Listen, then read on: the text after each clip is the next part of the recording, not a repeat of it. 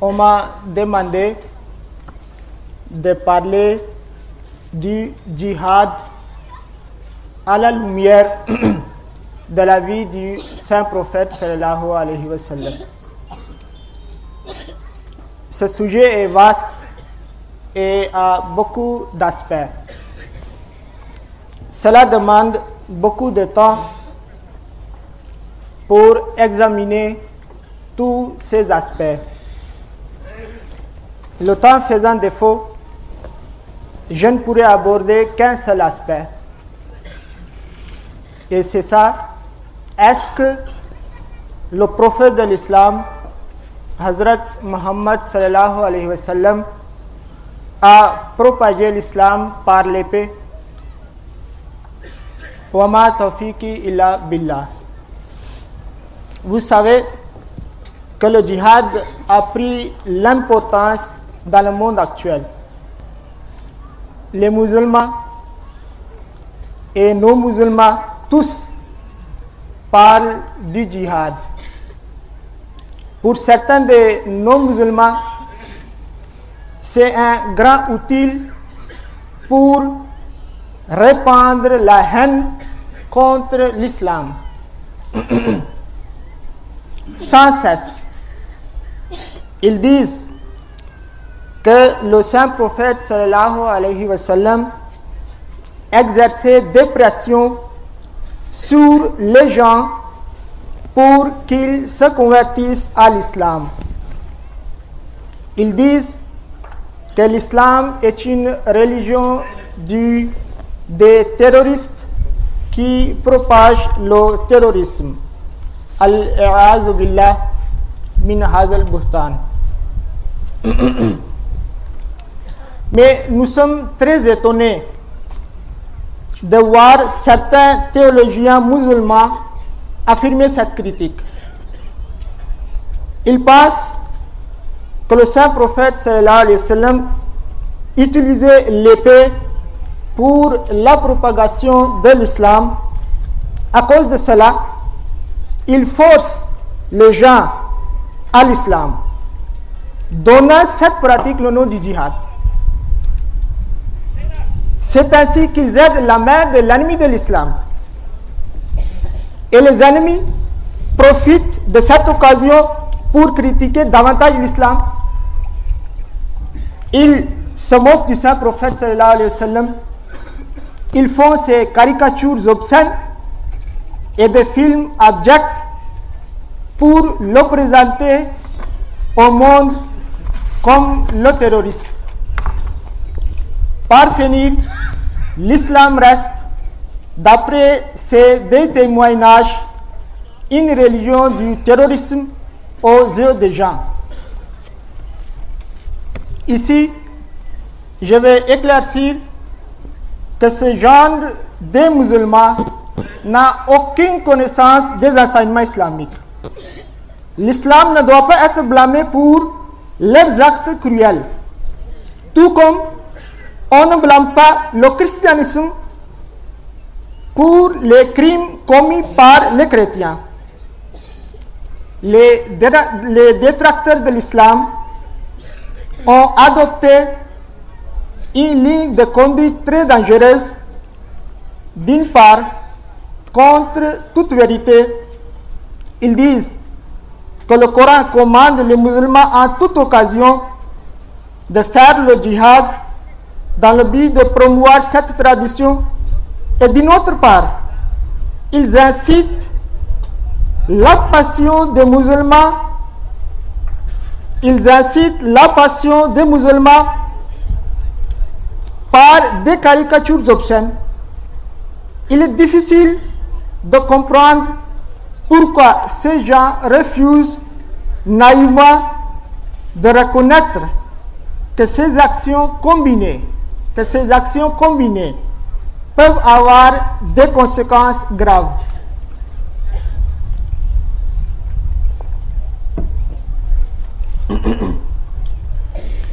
Il est nécessaire, avant que je parle du vrai djihad islamique, d'expliquer que la communauté islamique Ahmadiyya considère cette sorte de djihad à l'encontre du Coran.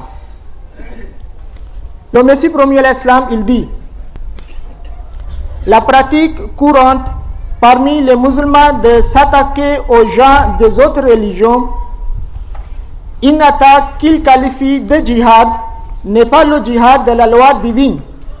Au contraire, c'est un péché grave et une violation des instructions claires de Dieu et de son prophète sallallahu alayhi wa sallam. Référence est tirée de le gouvernement britannique et le djihad, page 20. Le saint prophète sallallahu alayhi wa sallam avait dit à propos du Messie promis que son époque manquera des conditions de guerre religieuse. À cause de cela, le Messie promis mettra fin à ces guerres. La communauté islamique Ahmadiyya croit que ce Messie promis est déjà venu. Il s'appelle Hazrat Mirza Ghulam Ahmad alayhi salam et il déclare: je suis venu vers vous avec une injonction. Le djihad par l'épée est dorénavant terminé, mais le djihad pour la purification de vos âmes doit continuer. Je ne le dis pas de mon propre chef. En vérité, c'est la volonté d'Allah. Rappelez-vous le hadith du Sahih al-Bukhari qui honore le Messie promis en disant Yadaul Harb. C'est-à-dire que lorsque le Messie viendra, il mettra fin aux guerres religieuses. Par conséquent, je commande à ceux qui ont adhéré mes rangs de s'abstenir de telles pensées, de purifier leur cœur, d'encourager la sympathie et d'être compatissants envers ceux qui souffrent. Ils doivent répandre la paix sur terre et en contrepartie, leur foi se répandra aussi. Écoutez bien cette phrase, le Messie promis l'Islam, il est en train de dire: ils doivent répandre la paix sur terre et en contrepartie, leur foi se répandra aussi. Le gouvernement britannique et le djihad, pages 16 et 17. Il est clair de cet extrait que la communauté islamique Ahmadiyya condamne fortement la propagation de la religion par coercition. Le hadith susmentionné peut signifier que le Messie promis lavera l'islam des accusations portées contre le djihad de l'islam. Certes, il a accompli cette tâche. On est obligé d'admettre, en lisant ses livres, qu'il répondit bien des accusations pareilles. Djihad, c'est le mot arabe dérivé du juhd, qui signifie étymologiquement s'évertuer à faire quelque chose. Pour les guerres religieuses, ce mot est employé au sens figuratif. Il y a 4 genres du djihad à la lumière du Saint-Coran, à savoir, j'ai besoin de votre attention pour écouter ces genres du djihad. Faites attention sur ça. 1. Djihad bin nafs, ça veut dire la purification personnelle. Le Saint-Coran dit: Ya ayyuhallazina amanu alaykum anfusakum. Oh, vous qui croyez, montez la garde sur vous-même. Chapitre 5, verset 106. Deuxième, djihad bil Coran, c'est-à-dire la prédication du Saint-Coran. Allah dit: Wajahidhum bihi jihadan kabira. Engage contre une grande lutte par le moyen du Coran. Chapitre 25, verset 53. Troisième, djihad bil mal, ça veut dire la dépense dans le chemin d'Allah. Le Saint-Coran dit: Watujahiduna fi sabilillahi bi amwalikum, que vous luttiez pour la cause d'Allah avec vos biens. Chapitre 61, verset 12. Quatrième, djihad bis saif, c'est-à-dire la guerre religieuse. Le Saint-Coran dit Udina lillazina yuqataluna bi annahum zulimu wa inna allaha ala nasrihim laqadir allazina ukhriju min diyarihim bighayri haqq illa an yakulu rabbuna Allah. La permission de se battre est accordée à ceux contre qui la guerre est faite, parce qu'ils ont été injustement traités et Allah a assurément le pouvoir de les aider. Ceux qui ont été injustement chassés de leurs habitations seulement parce qu'ils ont dit notre Seigneur est Allah. Chapitre 22, verset 40. Vous avez constaté que le mot djihad, c'est un mot vaste. Et la guerre religieuse, c'est une catégorie parmi beaucoup de catégories du djihad. Et même les guerres islamiques, à l'origine de l'islam, n'étaient que pour 3 raisons. Le Messie promis l'islam, il dit, à maintes reprises, le Saint-Coran déclare qu'il n'y a point de coercition en religion, que les guerres livrées au temps du saint prophète sallallahu alayhi wa sallam avaient pour dessein de punir ceux qui avaient massacré un grand nombre de musulmans ou les avaient opprimés ou les avaient chassés hors du pays et non pas de propager l'islam. Et non pas de propager l'islam. Sont aussi permises les batailles défensives contre ceux qui veulent annihiler l'islam et contre ceux qui obstruent par la force la dissémination de l'islam dans leur pays. Si l'on doit se battre, le Messie promis l'islam en train de dire si l'on doit se battre, c'est pour se protéger ou pour rétablir la liberté religieuse. Ni le saint prophète sallallahu alayhi wa sallam, ni ses califes pieux, ni le saint prophète sallallahu alayhi wa sallam, ni ses califes pieux n'ont livré de bataille pour une raison autre que ce sera susmentionné. L'Arche de Noé, page 118. Vous venez d'écouter la signification du djihad et ses catégories. Vous avez constaté qu'il n'y a pas une catégorie de conversion forcée. Est-ce que vous avez écouté? Conversion forcée. Non, il n'y a pas une catégorie. Alors, comment quelqu'un peut dire que le Saint-Coran, que le Saint-Prophète sallallahu alayhi wa sallam a converti les gens à la pointe de l'épée à l'islam? Monsieur le Président, la réalité est que c'était les opposants de ce prophète sallallahu alayhi wa sallam qui firent les guerres pour qu'il abandonne sa religion. Ce n'est pas le prophète sallallahu alayhi wa sallam, c'est ses opposants même. Chaque moment de la vie du saint prophète sallallahu alayhi wa sallam est témoin à ce fait. Le Saint-Coran dit وَلَا يَزَالُونَ يُقَاتِلُونَكُمْ حَتَّى يَرُدُّوكُمْ عَنْ دِينِكُمْ إِنِ اسْتَطَاعُوا. Et ils ne cesseront pas le combat avant de vous avoir détourné de votre foi, s'ils le peuvent. Chapitre 2, verset 218.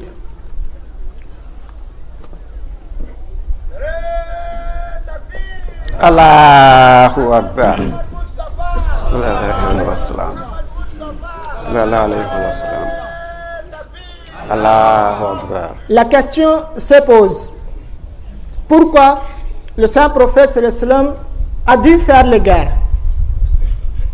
Le Messie premier islam, il répond: les musulmans au début de l'ère islamique étaient si peu nombreux, leurs opposants les avaient traités avec une hostilité violente.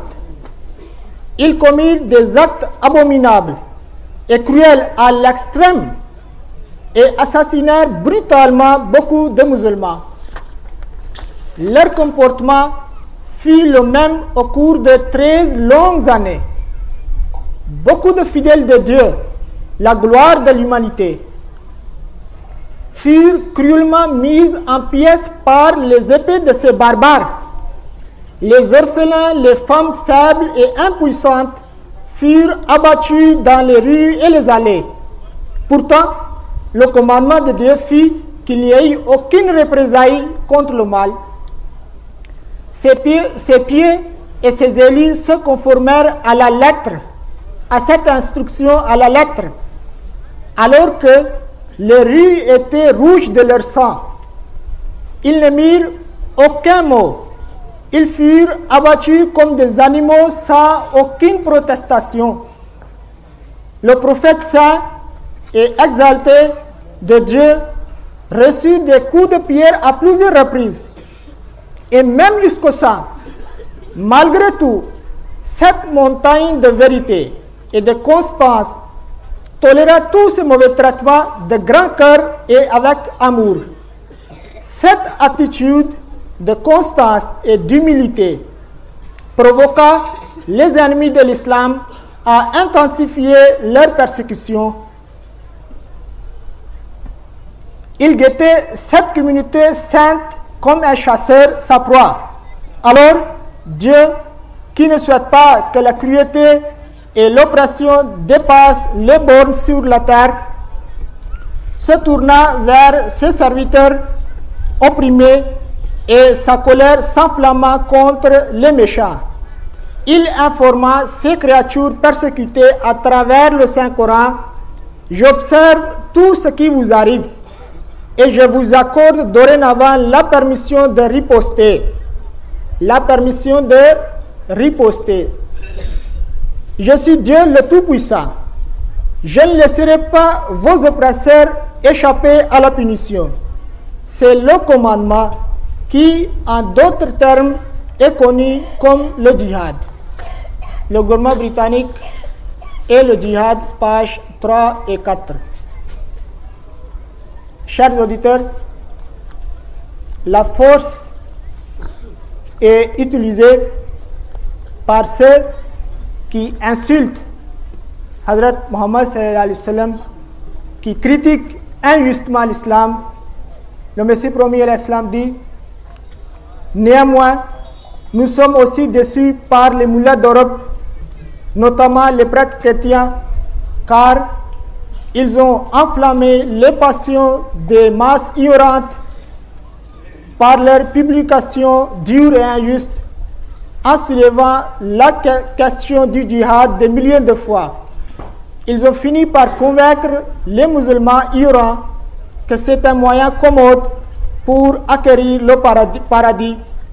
Si ces prêtres étaient libres de toute malveillance, ils auraient eux-mêmes découvert la vérité et se seraient tués après avoir comparé le djihad du prophète Moïse et de Jésus à celui de notre saint prophète sallallahu alayhi wa sallam.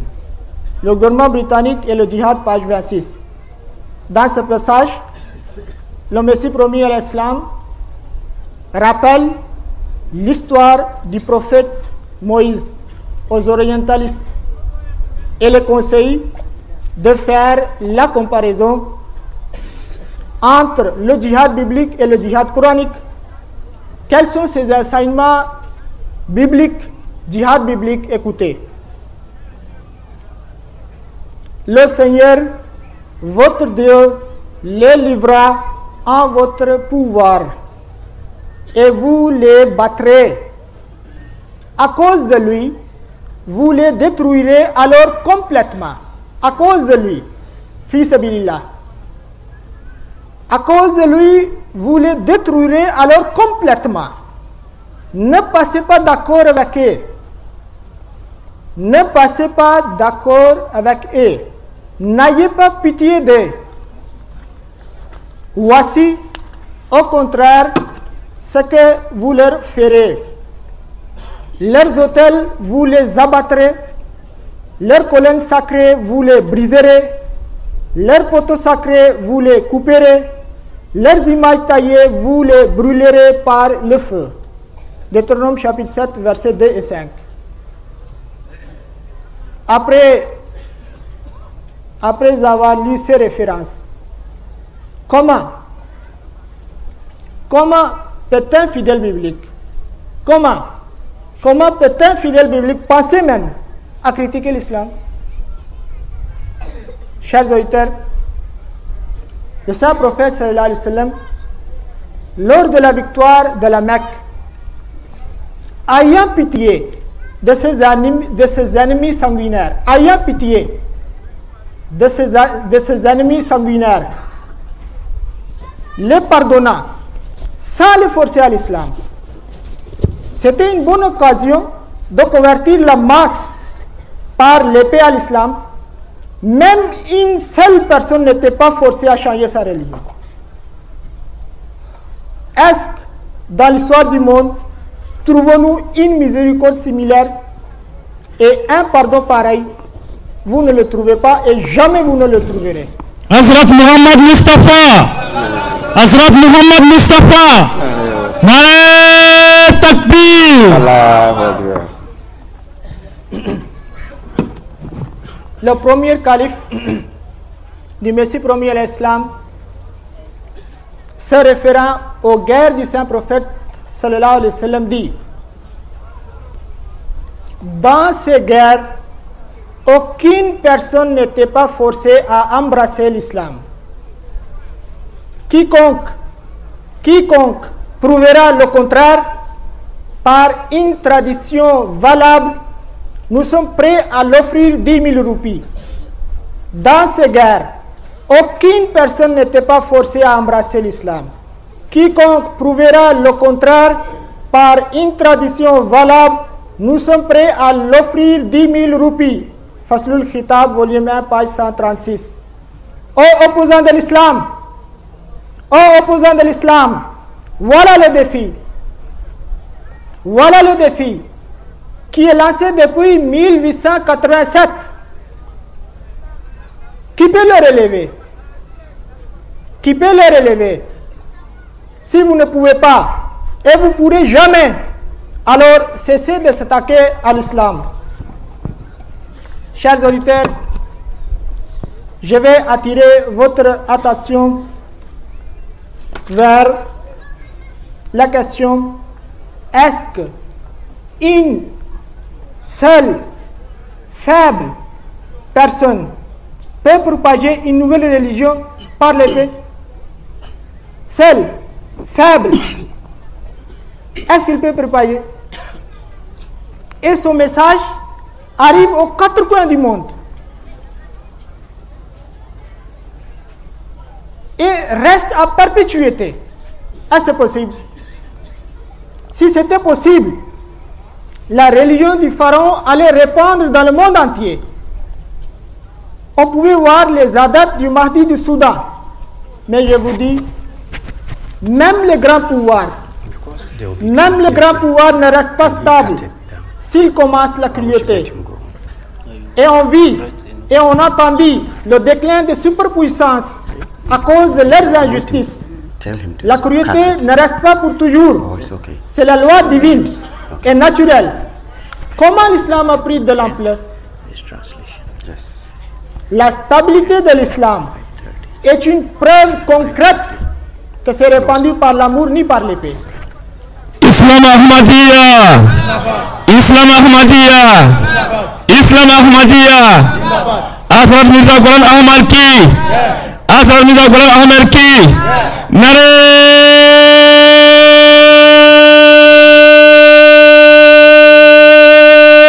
Takbir. Mais si quelqu'un, il persiste toujours qu'on peut propager une idéologie par coercition qu'il n'a qu'à démontrer.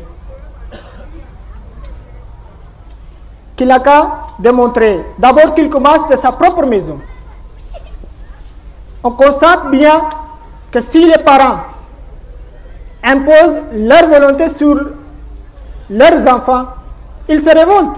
Les enfants se révoltent. C'est pour dire que la contrainte est loin des adeptes même d'une religion, plutôt que d'amener les gens dans le giron de la religion. Aujourd'hui, il y a beaucoup d'organisations terroristes qui veulent implanter l'islam forcément. Est-ce que leurs efforts sont fructueux? Bien sûr non. Alors comment le prophète de l'islam a réussi? Chers auditeurs, est-ce que le saint prophète sallallahu alayhi wa sallam avait le pouvoir au début pour exercer en faveur de l'islam? Les musulmans dans cette époque n'avaient pas la moindre force pour se débarrasser de la torture infligée à eux. Comment pouvaient-ils penser à contraindre les gens à l'islam? On trouve dans le Saint-Coran beaucoup de questions contestant la validité d'apostolat du saint prophète sallallahu alayhi wa sallam par les mécréants. Mais à notre surprise, on ne trouve même pas une critique de coercition. Cette absence éclaircie que les opposants comprenaient que le saint prophète sallallahu alayhi wa sallam ne les forçait pas à la religion. Je me demande, avait-il besoin de la coercition?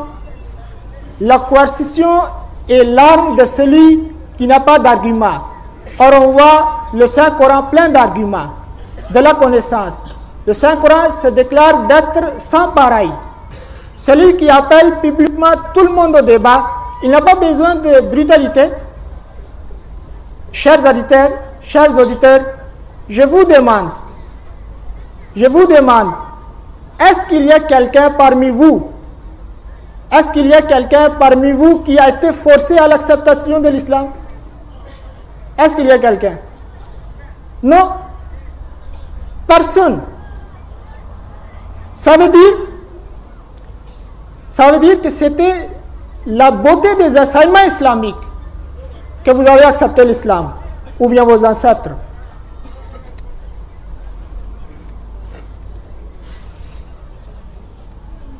Et c'était l'amour du saint prophète sallallahu alayhi wa sallam que vous vous êtes soumis à son autorité. Analysons cette question d'un autre angle. Est-ce que le Saint-Coran propage le terrorisme? Si la réponse est oui, là on peut dire que le prophète de l'islam exerçait la force. Mais on voit que le Coran parce que le saint prophète sallam, il ne pouvait pas dire quelque chose sans le pratiquer. Mais la réalité est que le Coran nous enjoint d'établir la paix et l'amour dans la société. Maintenant, je vous présente certains versets coraniques par rapport à la liberté religieuse, la liberté d'expression et le respect et la protection des religions d'autrui. Le Saint-Coran déclare La ikraha fid-din. La ikraha fid-din. Il ne doit pas y avoir de contrainte en religion. Chapitre 2, verset 257. Ce verset est révélé à 17e année d'apostolat du saint prophète sallallahu alayhi wa sallam. En lisant ce verset, comment quelqu'un peut attribuer le terrorisme à l'islam? Allah dit wa qul lil lazina utul kitaba wal ummiyina a aslamtum fa in aslamu faqad ihtadaw wa in tawallaw fa innama alayka al balagh wallahu basirun bil ibad. Fini.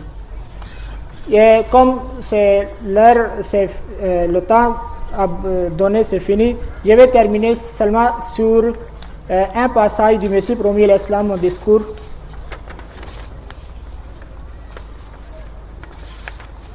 Je termine mon discours par un extrait des Écritures du Messie promis l'Islam. Il présente les vies des compagnons du saint prophète l'Islam pour réfuter l'allégation qu'ils étaient convertis par la force à l'islam.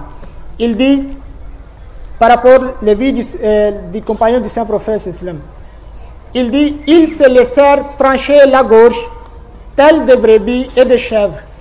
Ils ont, avec leur sang, attesté de la véracité de l'islam. Ils avaient une telle ardeur pour répandre l'unicité de Dieu qu'ils endurèrent 1001 privations, telles des ascètes, afin de parvenir jusqu'aux confins des déserts de l'Afrique, où ils répandirent l'islam. Surmontant toutes sortes d'obstacles, ils parvinrent jusqu'en Chine, pas comme des guerriers, mais en simples missionnaires. Pas comme des guerriers, mais en simples missionnaires. Et là, ils prêchèrent le message de l'islam. Leurs efforts portèrent leurs fruits et des millions de gens embrassèrent l'islam. Ensuite, vêtus de génie, ils pénétrèrent en Inde et gagnèrent à la cause de l'islam plusieurs régions de l'Aryavarta. Ils atteignirent les frontières de l'Europe en proclamant le message La ilaha illallah, la ilaha illallah. Dites-moi, vous croyez vraiment que tous ces accomplissements furent des œuvres d'hommes contraints par la force d'accepter l'islam et qui se disaient musulmans, alors que leur cœur exécrait cette foi. Non, ce furent les œuvres de ces hommes dont le cœur était illuminé par la foi, le message de la réconciliation, page 44. Jazakallah, monsieur. Takbir. Muhammad Rasulullah. Mirza Ghulam Ahmad Ki.